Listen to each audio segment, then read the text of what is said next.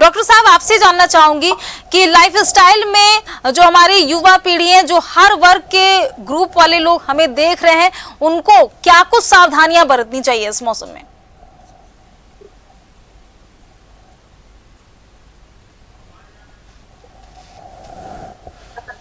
Hello doctor साहब, क्या आप मुझे सुन पा रहे हैं? जी हाँ मैडम।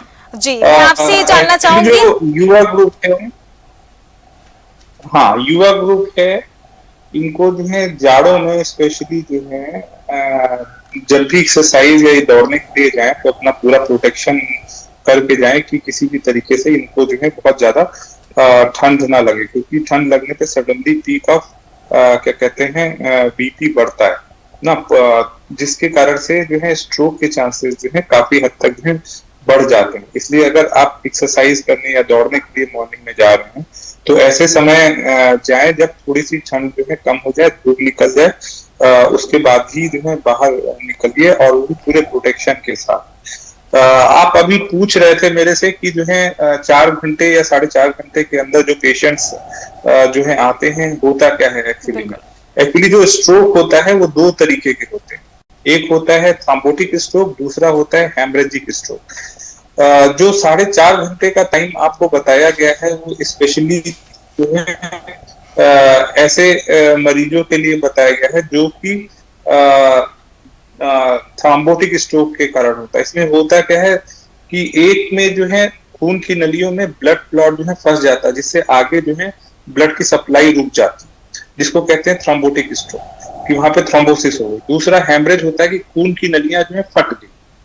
तो जो ये थ्रोम्बोलिटिक थेरेपी है ये हेल्पफुल होती है ऐसे पेशेंट में जिसमें जो है खून की नलियों में कोई जो है क्लॉट फंस जाता है, जिसके कारण से ब्लड आगे नहीं बढ़ पाता है। तो कुछ थ्रोम्बोलिटिक ड्रग्स होती हैं जो कि हम लोग देते हैं और उसके कारण से वो क्लॉट जो है वहां पे घुल जाता है, जिसके कारण से खून की सप्लाई जो है वो फिर से स्टोर हो जाती है। और ऐसे पेशेंट जो 4 घंटे के अंदर आते हैं उसमें जो है रिवर्सल के चांसेस जो है बहुत ज्यादा होते हैं। 4-4.5 घंटे के बाद अगर कोई आता है तो उसमें ब्रेन में एक तो इम्प्रूवमेंट चांसेस बहुत कम हो जाते हैं, दूसरा जो है हेमरेजेस के चांसेस बहुत ज्यादा हो जाते हैं। इसलिए 4 घंटे के बाद जो है हम जो है इसको यूज नहीं करते।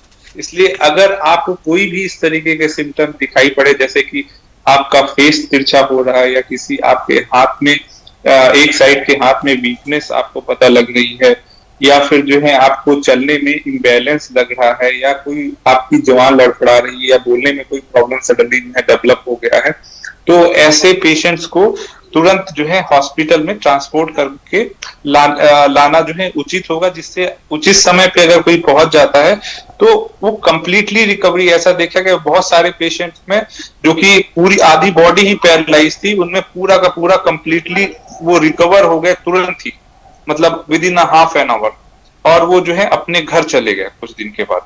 तो अगर जो है समय से मरीज को जो है ट्रांसपोर्ट करके हॉस्पिटल में लाया जाए तो बहुत सारे पेशेंट स्ट्रोक के उनको जो है बचाया भी जा सकता है।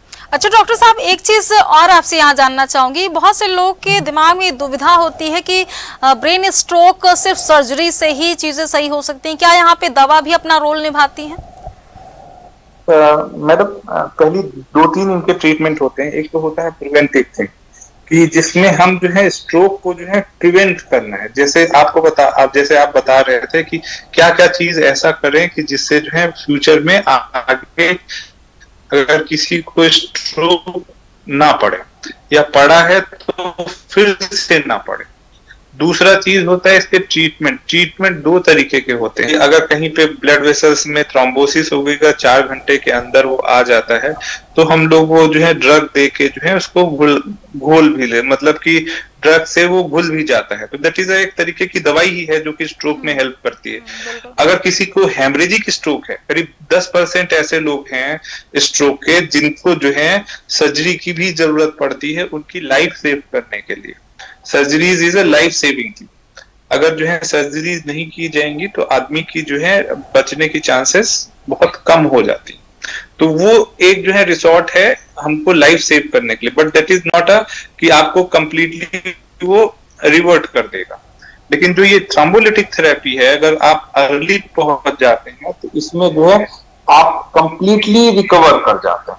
इसलिए टाइम का बहुत रोल है स्ट्रोक में स्पेशली।